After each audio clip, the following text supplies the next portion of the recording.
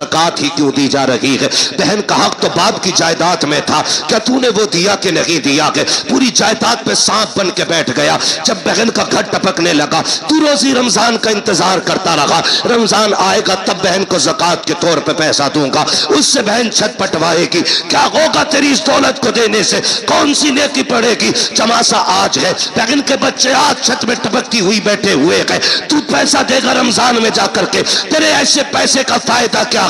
लेकिन तुझे इतनी मोहताज क्यों लगी कि सिर्फ ज़कात देने जा रहा है? ओ खुदा तौफीक दे, कभी वो निकाल जो तूने बच्चों के लिए रखा है, जो तूने बीवी के लिए रखा है, लेकिन की गोद में जाके दे दे। कैसे ज़कात ना समझना, खैरात ना समझना, ये वो है जो मेरे बच्चों के लिए था। खुदा की कसम, जब ये कह के देगा लेकिन मुस्कुराएगी, काबे वाला भी राजी हो जाएगा, मदीने वाला भी राजी हो जाएगा। सुभान अल्लाह, सुभान। लेकिन हमें गैरत ही नहीं आती।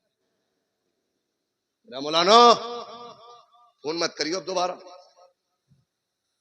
ये कंडीशन सुने। अल्लाह को नाराज ना करना और कभी दौलत का घमंड नहीं करना। दौलत का घमंड, मैंने पहले ही शेर पढ़ा था, हुए नाम वर्बे निशां कैसे कैसे, जमी खा गई आसमां कैसे, जोर से जमी खा गई आसमां कैसे कैसे, जमी खा गई आसमां कैसे कैसे, कैसे कैसे, बड़े बड़े मिट्टी में चले गए, निशान तक नहीं है कब्र के। मेरे गांव का कब्रिस्तान खुद 2 मंजिल हो गया, बहुत जल्द वो 3 मंजिल बनेगा, इसलिए कि लोगों शहर वीरान हो रहे हैं और कब्रिस्तान आबाद होते जा रहे हैं।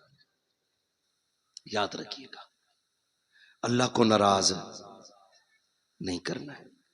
अगर वो नाराज हो गया ना तो वो इतना गिरा के मारेगा, कोई बचाने वाला नहीं मिलेगा। जी बेशक। ये जो मिजाज बना रखा ना, हम बुला लेंगे पीर साहब को अपने, नमाज पढ़ा देंगे, हम हैं पक्के जन्नती, पीर साहब की अपनी खतरे में। हाँ जी, वो हाथ हो गई, हाथ हजूर अब्बा मर गए, फिर नमाज जनाजा पढ़ाना। क्या ठीक है, मुझे ही पढ़ानी है? कहा तो कह रहा कुरान खानी होगी, तो क्या जी, कह रहा तो फिर 25 कुरान हमारे लिख लियो। पता नहीं कुरान पढ़वाए गए कि 1 कुरान 2 कुरान 3 कुरान कह के 25 पूरे किए गए। और हमारी कौम इतनी बेवकूफ है, यकीन कर लेती 70 कुरान हजरत ने दिए। 70 कुरान है, तस्बीह के दाने नहीं। तुम हम और आप दूसरों के ऊपर क्यों? कि हम एक बेटे को कुरान नहीं दे सकते? कि कोई पढ़े ना पढ़े, कम से कम मेरा अपना बेटा तो मेरी कब्र पे कुरान पढ़ने आएगा। बेशक, सुभान अल्लाह। अच्छे लोग शामिल हो जनाजे में, अच्छी बात है जी, नेक लोग जनाजे में शामिल हो जाएं, अच्छी बात है, क्योंकि फरमाया गया अगर जन्नती होगा पढ़ने वाला तो जिसकी पढ़ी जा रही है अल्लाह उसे जन्नती बना देगा। बेशक, सुभान। और अगर मरने वाला जन्नती है तो जो नमाज जनाजा पढ़ रहा है अल्लाह उस पढ़ने वाले को जन्नती बना देगा। बेशक, सुभान। ये तो दोनों हाथों में इधर लड्डू ही लड्डू है ना। लेकिन अपने बेटे को भी हाफिज बनाइए। मैं देखा है कई जगह है ना, 3 बच्चे दे दो, अब्बा की कब्र पे कुरान पढ़वाना। 3 बच्चे यार छप्पर डाल के बैठा देते, मदरसे के बच्चे। 3 दिन बच्चों ने कुरान पढ़ा, आए ना तो 1 जोड़ा दे दिया। यार यही बहुत है। वाह, इतना बेकार वाला पहन लो तो खुजली, गर्मी में पहनो तो खुजाट, और जाड़े में पहनो तो नजला, झाल झटका। ऐसे ला रहा सस्ते वाले, और आके कह रहा अस्सलाम वालेकुम। वालेकुम सलाम भाई। 3 दिन कुरान पढ़वाया लगातार। अब्बा तो जन्नत में पहुंच गए होंगे ना। हाँ, मेरे आगे से ही जा रहा, रास्ता निकल गया। कुछ करो यार। ये 6 बच्चे बैठे मेरे आगे, मैं इनके बापों से गुजारिश करूंगा, इन बच्चों से कह देना तुझे हमने काम के लिए नहीं पढ़ाया, तुझे हमने रोटी के लिए नहीं पढ़ाया, हमने तुझे अपनी कब्र के लिए पढ़ाया। बेशक, सुभान अल्लाह। आपको इनसे काम नहीं लेना है, आपको इनसे साफ कह देना है कि तुम्हें मैंने कब्र के लिए पढ़ाया है। अब कुरान वालों से भी कहना चाहता हूं, अच्छी तरह जानते हो तुम्हारे बाप ने किस मेहनत के साथ तुम्हें पढ़ाया है, कितनी मशक्कतें उठाई है। तुम में से हर शख्स 200 300 500 कमा सकता था, लेकिन बाप ने कहा बेटे तेरे हिस्से की मजदूरी मैं करूंगा, तुझे कुरान नहीं छोड़ना है। उसने दोपहरी में मजदूरी की ताकि तू कुरान का कारी बन सके, सर्दी में जाता रहा मंडी ताकि तू कुरान पढ़ सके, रात को अंधेरे में आता रहा ताकि तू कुरान पढ़ता रहे। कुरान वालों मेरी गुजारिश है, जब बाप का आखिरी वक्त आ जाए और वह दुनिया से जाने लगे, उसकी कब्र पे दुनिया मिट्टी डाल के आएगी। कोई कहेगी बिरयानी ठंडी हो गई है, कोई कहेगा प्लेटें देखनी है, कोई कहेगा बैठने की जगह बनानी है। सब लौट के आते हो, तुम्हें लौट करके नहीं आना है, बल्कि बाप की कब्र पे बैठना है और उससे कहना मेरे बाप, मैं जानता हूं कि जब तक मैं पढ़ता रहा उस वक्त तक तुझे सुनने की फुर्सत न मिली, जब मैं पढ़ के लौटा तब मेरी ड्यूटी मदरसे में लग गई थी, फिर भी तू कमाने निकल गया। कभी मेरी जरूरतों ने मजदूर बनाया, कभी बहन की जवानी ने मजदूर बनाया, कभी खानदान की जरूरतों ने तुझे मंडी में ले जाके खड़ा किया। रात को थक के आया सो गया था, लेकिन कभी तुझे कुरान सुनने की फुर्सत न मिली। ए मेरे बाप, जिस कुरान को तूने शौक से पढ़ाया था आज तक तू ना सुन सका, सुन आज तू भी फुर्सत से है, मैं भी फुर्सत से हूं। अपने बाप की कब्र पे बैठना और उससे कहना अब्बा तू फुर्सत से सुन, मैं तुझे फुर्सत से सुनाऊंगा। और कुरान वालों, अलहम्द के अलिफ से लेकर के वन्नास के सीन तक जब तक कुरान पूरा ना हो जाए बाप की कब्र से उठना नहीं। मेरा ईमान कहता है जनाजे में कोई भी आ जाए, 40 में कितने भी हो जाए, मगर खुदा की कसम अगर सगा बेटा बाप की कब्र पे बैठ के पूरा कुरान पढ़ेगा, अल्लाह कुरान मुकम्मल होने से पहले बाप की कब्र को जन्नत की क्यारी बना डाले। नारे तकबीर, नारे रिसालत, मसलके आला हजरत, फैजाने आला हजरत, जश्ने दस्तार बंदी, अजमत कुरान, नारे तकबीर, नारे रिसालत। ये कुरान वालों की ड्यूटी है। ओ लोगों, बच्चे हों या बच्चियां, सबको दीन दो। अल्लामा तैयब साहब मुबारकबाद के मुस्तहिक है और इनका अखलाक इतना अच्छा है कि सारे ही दोस्त करीब करीब आज इस मिंबर पे बैठे हुए हैं, वरना लोगों के सगे भाई नहीं आ पाते, दोस्त बड़ी बात है। ये अल्लामा तैयब साहब के अखलाक हैं कि तमाम दोस्तों को माशाअल्लाह इकट्ठा, और साथ में कुर्ब जवार के जो हमारे बड़े बड़े उलमा इकराम हैं इनको भी बुला रखा है। हाँ, ये इनका अखलाक है, मैं मुबारकबाद पेश करता हूँ। ये बेटों को भी दीन दे रहे हैं और बेटियों को भी दीन दे रहे हैं। बेशक, सुभान अल्लाह। अब सोचना हमें है, हमें करना क्या है। बड़ी बात होती है, 14 बच्चियों को रिदाए फरागत से मुज़य्यन किया गया है। बेशक, उनमें फाजिला भी है, 8 फाजिला हैं। सुभान अल्लाह, सुभान, बोल दो यार सुभान अल्लाह। सुभान ये अल्लाह, पैसे ले जाओ मगर बोल दो सुभान। सुभान अल्लाह।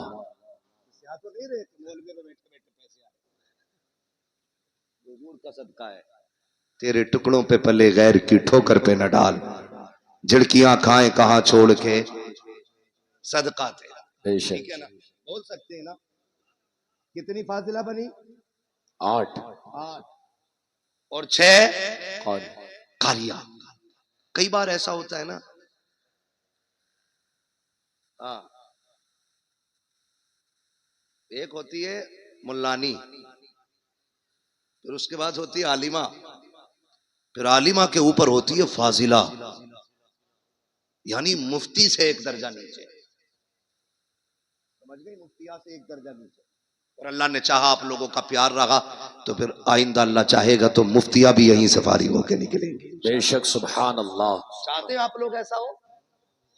चाहते तो बोले यार सुभान अल्लाह। सुभान अल्लाह। ना बोलोगे 1 घंटा और बढ़ा दूंगा तकरीर। बहुत डरे हुए बैठे लोग। ठीक है ना। तो कई बार ऐसा होता है हजरत, मुफ्ती साहब क़िबला ने एक जमाने तक पढ़ाया है रत्नागिरी, जो हिंदुस्तान का बहुत बड़ा इदारा है,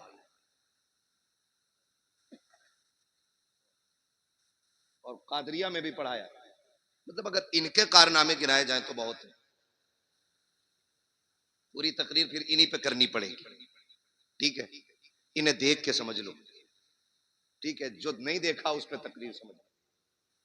तो जो है सारे लोगों तो ये कई बार ऐसा होता है ना, हाँ, लोग बेटों पे मेहनत करते हैं, बेटियों पे मेहनत नहीं करते। वजह कि मेरे इसका क्या करें, इसे तो पराए घर जाना है। लल्ला के पढ़ाने पर 2.5 करोड़ दे देता है MBBS की फीस में, यहीं रहेगा सीने पे ही। बेटे पे 2.5 करोड़ लगा देते हैं, बेटी पे 2,500 लगाने तैयार नहीं होते। कहते नहीं ये तो पराए घर की है, पढ़ा के भी क्या फायदा, इसे पराए घर जाना। सुनो मेरे अजीज, बेटों को इसलिए पढ़ाते हो कि बुढ़ापे में काम आएंगे, बेटियों को इसलिए पढ़ाया करो कि आखिरत में काम आएंगे। बेशक सुभान अल्लाह सुभान। कहाँ काम आएंगी? आखिर आखिरत में काम आएगी। माँ व शुमा, मैं सबको शामिल करके ये बात कहता हूँ, बेटों को पढ़ाइए, ये आप पे लाजिम है, उनका हक है। लेकिन जी। मैं फिर भी एक फर्क बता दूं, मैं भी बेटा हूं, आप भी बेटे हैं, ये सारे बेटे। बेटा 100 बार भी कुरान खोल के पढ़ेगा ना, वो ड्यूटी समझ के पढ़ के उठ जाएगा। लेकिन बेटी एक बार भी कुरान खोलेगी ना, तो उसे अपना बाप याद आएगा। बेशक बेशक सुभान अल्लाह। वो ख्याल करेगी मेरे अब्बा ने मुझे कुरान पढ़ाया था। एक रुकू भी पढ़ के उठेगी, हाथ उठा के कहेगी अल्लाह मेरे बाप की कब्र को ठंडा कर दे। बेशक कसम खा के कहता हूं, वो बच्चों वाली नहीं, पोता पोती वालू भी हो जाए ना, उसकी दुआओं में माँ बाप शामिल जरूर रहते हैं। बेशक बेशक सुभान अल्लाह। इसलिए बेटियों को भी शामिल करो इसमें, और जमाने को बताओ बेटे दुनिया का सहारा है, वो बेटियां आखिरत का सहारा है। कई बार ना बेटियों को बोझ समझते हैं, और कुछ चीजें मेरी आज तक समझ में नहीं आती। लोग ये कहते हैं बेटी पराया धन है, पराया धन है, पराया धन है। मेरे अजीज, बेटियों को पराया पराया कह के बार बार दिल ना तोड़ा करो। बेटियां हसास होती हैं, बहुत हसास होती हैं बेटियां। अगर बाप परदेश से आए और दौड़ के बेटे से पहले बेटी आती है, लेकिन बाप की नजरें बेटे को ढूंढती होती है, जी किधर है कामिल, जबकि दौड़ के बेटी पहले आई है। लेकिन ये बाप होशियारी दिखाता है, हाथ पकड़ेगा बेटी का और बेटे को ढूंढेगा। बेटा नजर आएगा, कहेगा जब पानी भर ला। बेटी से बेटियां बड़ी बाअदब होती हैं, बड़ी बाअदब होती है। जैसी कहता ना पानी भर ला, बाप की उंगली छोड़ जाती है, और जब पलट के आती है तो बेटा बाप के सीने पे बैठा होता है, बेटी पानी का गिलास लेके खड़ी होती है। तुम्हें क्या लगता तुम ज्यादा होशियार हो? तुमने बेटी को बेवकूफ बना लिया? नहीं, खुदा की कसम, जब तुमने उंगली छुटा के कहा था ना पानी लेके आ, बेटी तो तभी समझ गई थी मेरी जगह इसके सीने में नहीं है, मुझे पानी के लिए टाला जा रहा है। और तुम्हें खुदा का वास्ता कभी बेटियों के साथ ये सलूक ना किया करो। तुम घर में आते हो देखा करो, दौड़ के बेटियां आ जाया करती है, बेटियां बाप के लिए लड़ जाया करती है, बेटियां बाप के लिए जान की बाजी लगा दिया करती है। लोग बेटियों को बोझ समझा करते हैं, बड़े नाअहल हैं, बड़े जाहिल बदबख्त हैं वो लोग जो बेटियों को बोझ समझा करते हैं। अगर बेटियां बोझ होती तो रब महबूब के आंगन में कभी 4-4 फूल न खिलाता। बेशक सुभान अल्लाह सुभान अल्लाह। 4 बेटियां देकर रब ने बता दिया बेटियां बोझ नहीं होती, बेटियां खुदा की रहमत। बेशक बेशक। एक ताना दिया जाए, ये पराया धन, बेटी से कुछ टूट जाए डायरेक्ट अम्मा कहती है पराए घर जाना तुझे। बर्तन थोड़ा मैला रह जाए, पराए घर जाना है तुझे। बेटा गला भी काट दे तो उससे नहीं कहता कोई भी, उससे कोई कुछ नहीं कहता। वो जूता लेके खड़ा हो जाता अब्बा के सर पे, वही जूता चाहिए जो मौलाना तैयब के बेटे ने पहना। ठीक है बेटे ला देंगे जूता नीचे कर। लेकिन बाप गरीब, और फिर कहना बेटी ईद आ गई तू भी मंगा लेना नई चप्पल। वो अब्बा का चेहरा देख के उसकी गुर्बत को सोच के कहती अब्बा अभी 2 ही साल तो हुए हैं चप्पल लाए थे, मैं उन्हीं को धो के पहन लूंगी, मेरी ईद उन्हीं में हो जाएगी। बेशक सुभान अल्लाह। कहा था किसी ने दर्द क्या है सीने का, पसलियां समझती है, बाप की गरीबी को बेटियां समझती है। बेशक बेशक। हमने जो हमारे सच्चे हमदर्द थे, हमने उनसे नजर फेर ली, कह रहे नहीं नहीं इसे पराये घर जाना है। और जब ससुराल गई ना, वहां इससे धोखे से कब टूट गया। तो जालिमों ने कहा पराये घर से आई है ना, तुझे क्या पता दौलत क्या है, हराम की मिल गई ना तुझे। मुझे बताओ इस बेटी को घर किसने दिया? जब तक यहां थी ये वाले कहते रहे पराए घर जाना है, जब वहां पहुंच गई तो वो कह रहे पराए घर से आई है। बताओ इसका घर कौन सा है? क्यों इसे रुला रहे हो, क्यों इसे तोड़ रहे हो? और फिर मसल्ले पे आके कह रहा सलाहुद्दीन दे दे, खालिद बिन वलीद दे दे, हाँ मोहम्मद बिन कासिम दे दे। मैं कसम खा के कहता हूं खाली बेटियों को कली से फातिमा जहरा बना दो, रोने की जरूरत नहीं है। आंगन तुम्हारा होगा, बोलने वाला सलाहुद्दीन अय्यूबी पैदा हो जाएगा। सुभान अल्लाह, सुभान। तोड़ तो तुमने पहले ही दिया बेटियों को, उन्हें इज्जत कहां दी हमने? वो बाप मुबारकबाद के मुस्तहिक है जो बेटियों को बराबर का बेशक इज्जत देते बेटियों को। बल्कि महबूब ने फरमाया जब तुम घर में आओ बाहर से कोई चीज लाओ तो पहले अपनी बेटियों को दिया करो, क्योंकि ये बड़े नाजुक दिल वाली होती हैं। अगर जरा सा भी हाथ छोटा पड़ जाए ना तो फौरन इनकी दिल पे चोट जाके लगा करती है। बेशक सुभान अल्लाह। लेकिन हमने क्या किया? हाँ बतेरा पड़ गई, नादरा पढ़ तो लिया, मिलाद पढ़ ली, बस ये दिया सब कुछ नहीं। बेटियों का हक है उन्हें कुरान की कारिया बनाया जाए, बेशक उनका हक है उन्हें हुजूर का दीन सिखाया जाए। उन्हें बोझ न समझना, बोझ न समझना। बेटियां बोझ थी। जब हुजूर आए ऐलान किया लोगों मेरी बेटी मेरे जिगर का टुकड़ा है, फिर हर मजदूर हर गरीब हर अमीर बेटी को जिगर का टुकड़ा समझने लग गया। बेशक सुभान अल्लाह, सुभान। हाँ और आज भी ना ये कंडीशन है मुफ्ती साहब क़िबला के, आज भी बच्चियों को तलाक हो रही है इस वजह से कि उनकी गोद में बेटे नहीं आ रहे। आज भी हम इस जहालत में डूबे हुए, आज भी ये जहालत हमारे बीच है जिसका खात्मा करने मेरा नबी जलवागर हुआ है। बेशक